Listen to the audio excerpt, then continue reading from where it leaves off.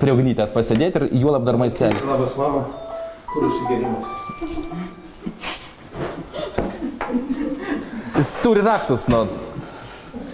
Tai mano, kas nepažįsta, susipažinkit, senas geras bičiulis. Padėk silent. Vitalika, kaik čia, ateik. Matai, čia. Ką tu čia turi? Turiu ką nors šalto. Palauk, neišardyk. Neišardyk, šalto, aš turiu, palauk.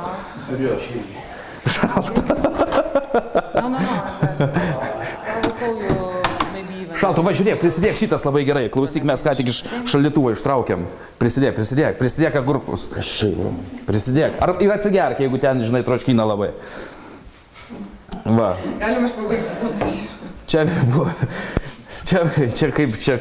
Čia prie jo Kindziulis ir tarė. Čia atėjo mano senas geras bičiulis Vitalijus. Tai va, mes kartais ir su juo gaminam maistą ir darom. Jis irgi puikių receptų žino. Tai žodžiu, čia sakyčiau, vyksta kovos pas mus netgi gaminimo. Kas pirmas pagamins, kas pirmas kokį naują receptą pasakys ir taip toliau. A ne? Jo. Nu va.